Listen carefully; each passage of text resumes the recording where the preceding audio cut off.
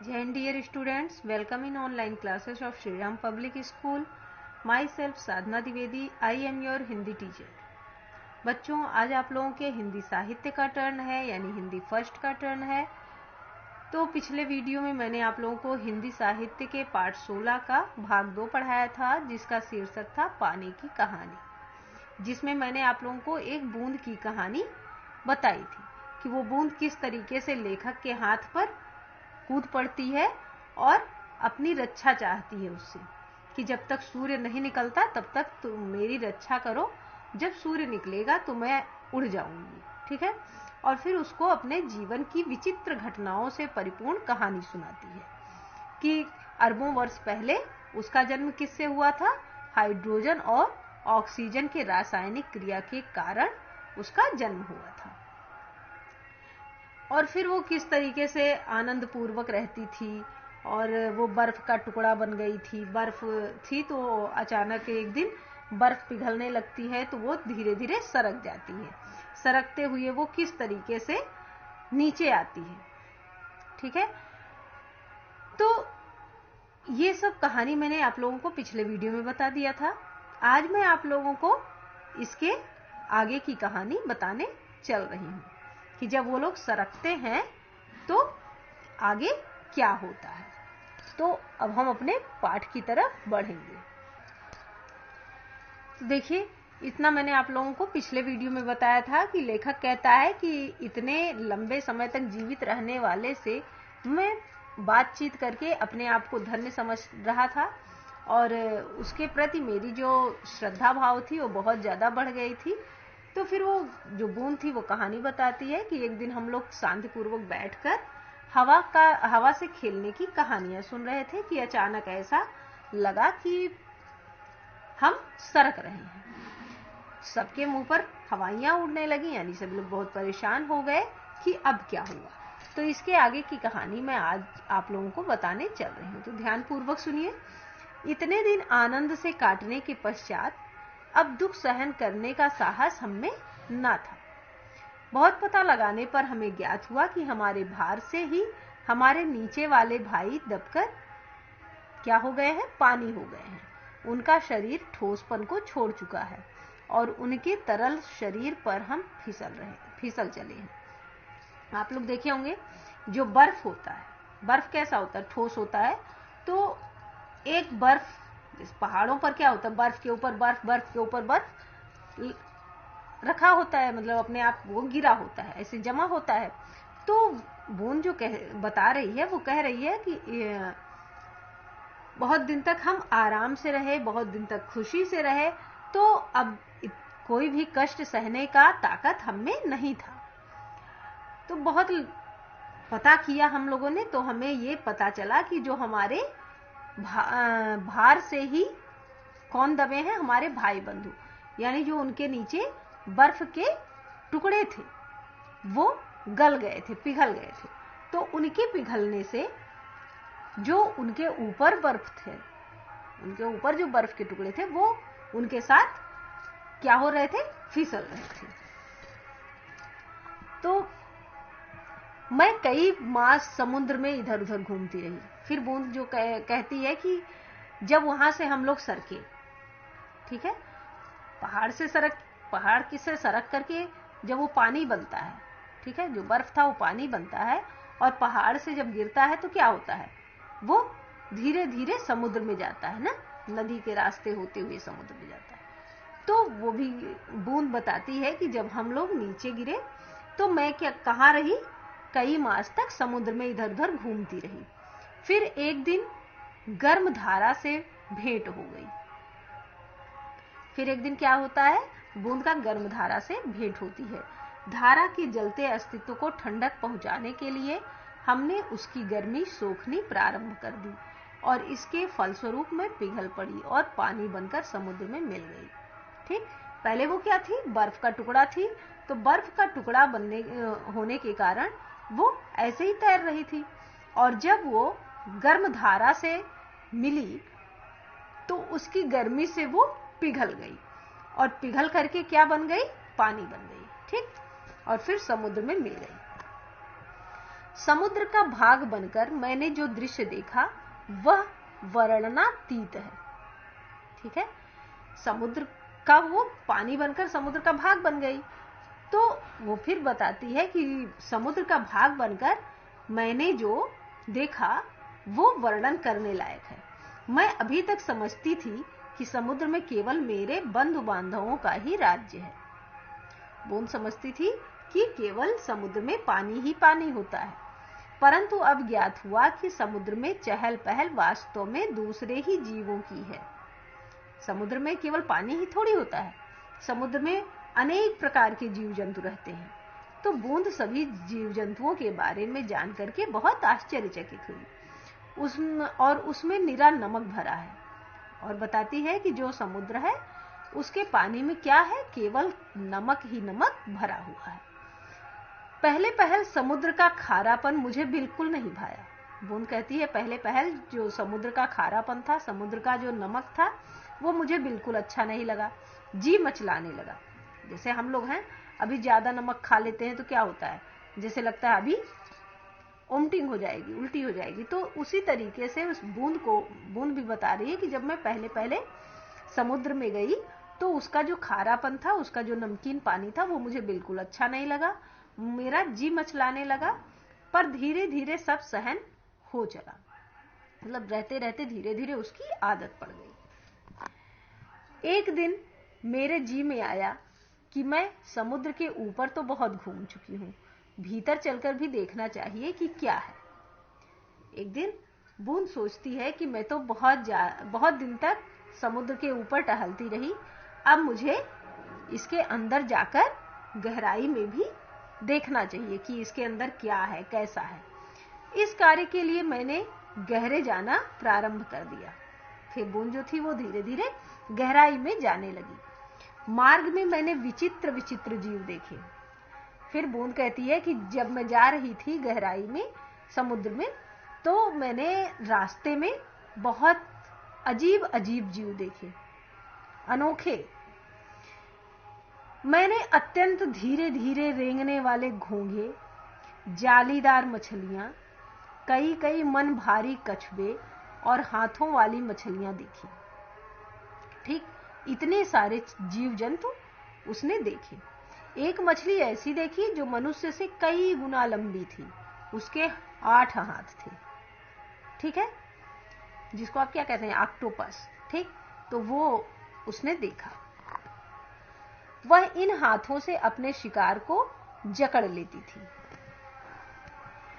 मैं और गहराई की खोज में किनारों से दूर गई तो मैंने एक ऐसी वस्तु देखी कि मैं चौंक पड़ी। फिर बूंद बताती है कि मैं गहराई की खोज में किनारों से दूर चली गई तो मैंने वहां पर एक ऐसी वस्तु देखी, एक ऐसी चीज देखी जिसे देखकर मैं चौंक पड़ी, आश्चर्यचकित हो गई। अब तक समुद्र में अंधेरा था, सूर्य का प्रकाश कुछ ही भीतर तक पहुंच पाता था और बल लगाकर देखने के कारण मेरे नेत्र दुखने लगे थे। बूंद क्या बताती है कि जब मैं समुद्र में गहराई तक जा रही थी तो जब मैं गहरे में पहुंची तो वहां पर क्या था, अंधेरा था। वहां पर सूर्य का प्रकाश नहीं पहुंच रहा था। सूर्य का प्रकाश कुछ ही भीतर तक पहुंच पाता था, मतलब कुछ ही दूर तक सूर्य का प्रकाश पहुंच रहा था समुद्र में, उसके बाद पूरा अंधेरा ही अंधेरा था। तो बूंद कहती है कि बहुत बल लगाकर देखने के कारण मेरे जो मेरी आंखें हैं वो कैसी हो गई, दुखने लगी, दर्द होने लगी। मैं सोच रही थी कि यहां पर जीवों को कैसे दिखाई पड़ता होगा कि सामने ऐसा जीव दिखाई पड़ा मानो कोई लालटेन लिए घूम रहा हो। फिर बूंद ने क्या देखा कि एक ऐसा जीव है जो चमक रहा है। ठीक है, उससे प्रकाश निकल रहा है, तो उसको ऐसा लग रहा था जैसे वो लालटेन लिए घूम रहा हो और सबको दिखाई पड़ रहा हो। यह एक अत्यंत सुंदर मछली थी, मतलब ये जो प्रकाश देने वाली थी, देने वाला जीव था, देने वाली जीव थी, वो क्या थी, एक मछली थी। इसके शरीर से एक प्रकार की चमक निकलती थी, इसके शरीर से एक प्रकार की चमक निकल रही थी जो कि उसको पूरे स्थान को क्या की थी, प्रकाशित की थी, जो इसे मार्ग दिखलाती थी।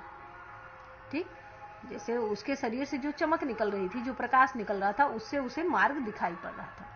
इसका प्रकाश देखकर कितनी छोटी छोटी अनजान मछलियां इसके पास आ जाती थी, और यह जब भूखी होती थी तो पेट भर उनका भोजन करती थी। जैसे उससे क्या था, प्रकाश निकल रहा था, तो उसके प्रकाश से जो छोटी छोटी मछलियां थी उससे आकर्षित होकर उसके पास आ जाती थी, और जब वो मछली भूखी होती तो वो क्या करती, उन छोटी छोटी मछलियों को खा जाती थी और अपना पेट भर लेती थी। विचित्र है, लेखक कहता है बहुत ही अनोखी कहानी है। जब मैं और नीचे समुद्र की गहरी तह में पहुंची तो देखा कि वहां भी जंगल है। छोटे ठिंगने मोटे पत्ते वाले पेड़ बहुतायत से उगे हुए हैं। बूंद बताती है कि जब मैं और नीचे समुद्र की गहराई में गई, उसकी तह में गई, ठीक है, तो मैंने क्या देखा कि वहां पर जंगल है जिसमें छोटे छोटे पेड़ हैं, पेड़ पौधे हैं। उसके पत्ते कैसे हैं, मोटे पत्ते हैं और बहुत ज्यादा मात्रा में उगे हुए हैं। बहुतायत यानी बहुत ज्यादा मात्रा में। वहां पर पहाड़ियां हैं, घाटियां हैं। बूंद बताती है कि समुद्र में भी पहाड़ियां हैं और घाटियां हैं। इन पहाड़ियों की गुफाओं में नाना प्रकार के जीव रहते हैं। जो पहाड़ियां हैं उनमें गुफाएं हैं और उन गुफाओं में कई प्रकार के जीव जंतु रहते हैं जो निपट अंधेरे तथा महा आलसी हैं।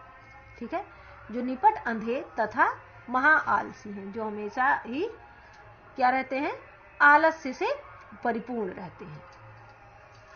यह सब देखने में मुझे कई वर्ष लगे। फिर वो बताती है बूंद कि ये सब देखने में और घूमने में मुझे कई वर्ष लग गए। जी में आया कि ऊपर लौट चले, परंतु प्रयत्न करने पर जान पड़ा कि यह असंभव है। मेरे ऊपर पानी की कोई 3 मील मोटी तह थी। मैं भूमि में घुसकर जान बचाने की चेष्टा करने लगी। यह मेरे लिए कोई नई बात न थी। करोड़ों जलकण इसी भांति अपनी जान बचाते हैं और समुद्र का जल नीचे धंसता जाता है। ठीक, तो बूंद जो थी वो बताती है कि मैं इतने दिनों तक, इतने वर्षों तक उसमें देखी, सब कुछ टहली। उसके बाद मेरे मन में आया कि मैं क्यों ना ऊपर चलूं, लेकिन जब मैंने प्रयत्न किया तो ये असंभव था कि मैं ऊपर आ सकूं।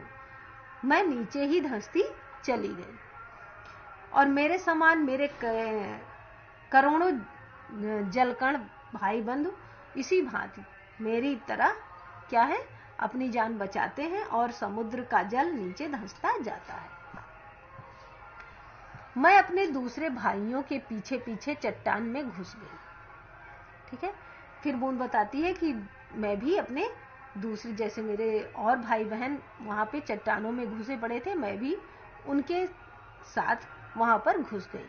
कई वर्षों में कई मील मोटी चट्टान में घुसकर हम पृथ्वी के भीतर एक खोखले स्थान में निकले और एक स्थान पर इकट्ठा होकर हम लोगों ने सोचा कि क्या करना चाहिए। ठीक है, वे सब एक जगह इकट्ठा हुए। उसके बाद वे सोचने लगे कि अब हमें क्या करना चाहिए। कुछ की सम्मत में वहीं पड़ा रहना ठीक था। जैसे हम लोगों में होता है कि जब हम लोग, कई लोग इकट्ठा होते हैं तो कुछ कहते हैं कि नहीं ये काम करना चाहिए, कुछ कहते हैं नहीं रहने दो, ये नहीं करना चाहिए। उसी तरीके से उन लोगों में भी था। वो बताती है कि मेरे जो भाई बंधु थे वो हम लोग इकट्ठा हुए तो ये सोचने लगे कि अब हमें क्या करना चाहिए। तो कुछ कहने लगे कि यहीं रहना ठीक है, परंतु हम में कुछ उत्साही युवा भी थे। ठीक है, कुछ लोग उत्साह वाले थे, तो वे एक स्वर में बोले हम खोज करेंगे। किसकी खोज करेंगे? पृथ्वी के हृदय में घूम घूम कर देखेंगे कि भीतर क्या छिपा हुआ है। बूंद कहती है कि मेरे कुछ भाई बहन थे, वो कहने लगे कि हम खोज करेंगे कि पृथ्वी के अंदर और क्या क्या छिपा हुआ है। ठीक, अब हम शोर मचाते हुए आगे बढ़े तो एक ऐसे स्थान पर पहुंचे जहां ठोस वस्तु का नाम भी ना था। अब बूंद कहती है कि अब हम लोग सब लोग मिलकर शोर मचाते हुए आगे बढ़े तो एक ऐसे स्थान पर जाकर पहुंच गए जहां पर कुछ भी ठोस नहीं था। बड़ी बड़ी चट्टानें लाल पीली पड़ी थी, बड़ी बड़ी चट्टानें थी और वो कैसी थी, लाल थी, कुछ पीली थी और नाना प्रकार की धातुएं इधर उधर बहने को उतावली हो रही थी। और विभिन्न प्रकार, नाना प्रकार यानी विभिन्न प्रकार की जो धातुएं थी वो इधर उधर बहने के लिए उत्सुक थी। इसी स्थान के आसपास एक दुर्घटना होते होते बची। फिर बूंद बताती है कि इसी स्थान के पास दुर्घटना होते होते बची।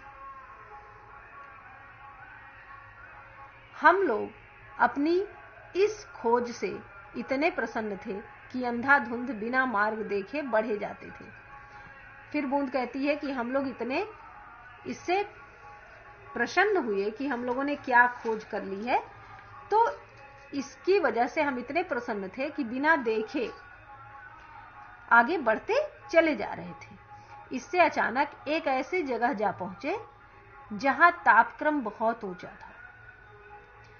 इस तरीके से वे जाते जाते एक ऐसी जगह पहुंच गए जहां का तापमान जो था वो बहुत ज्यादा ऊंचा था, बहुत ज्यादा तापमान था। यह हमारे लिए असह्य था। बूंद कहती है कि यह हमारे सहने योग्य नहीं था। हमारे अगुआ कांपे, मतलब जो उनके लीडर थे, अगुआ यानी नेता जो आगे आगे चलता है, वो डर गए और देखते देखते उनका शरीर ओसजन और हाइड्रोजन में विभाजित हो गया। ठीक, बूंद कहती है कि देखते देखते उनका जो शरीर था वो ऑक्सीजन और हाइड्रोजन में विभाजित हो गया, बट गया। इस दुर्घटना से मेरे कान खड़े हो गए। फिर बूंद कहती है जब मैंने ये दुर्घटना देखी तो मैं तो बहुत ज्यादा डर गई। मैं अपने और बुद्धिमान साथियों के साथ एक ओर निकल भागी। फिर बूंद क्या कहती है कि मैं जब इस दुर्घटना को देखी तो मैं अपने कुछ बुद्धिमान साथियों के साथ दूसरी ओर भाग चली। तो आज बस इतना ही। आगे के भाग में मैं आप लोगों को आगे की कहानी बताऊंगी। अब इससे संबंधित कुछ प्रश्न हैं जिन्हें आप अपनी उत्तर पुस्तिका में लिख लीजिए और याद कर लीजिएगा। प्रश्न मैं आप लोगों को बता रही हूं तो उसका उत्तर आप लोगों को खुद लिखना है, ठीक है। अब देखिए सबसे पहला प्रश्न,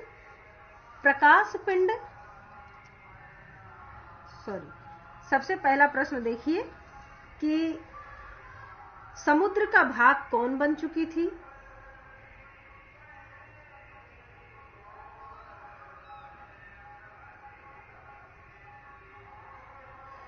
फिर देखिए बूंद कई मास तक कहां घूमती रही।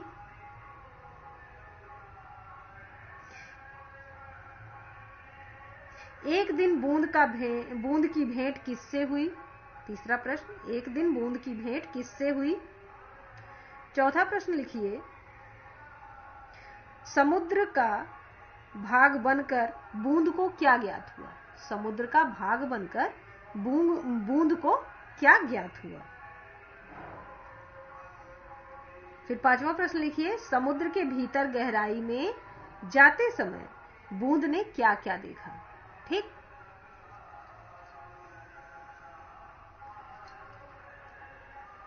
छठा प्रश्न देखिए, जब बूंद अपने साथियों के साथ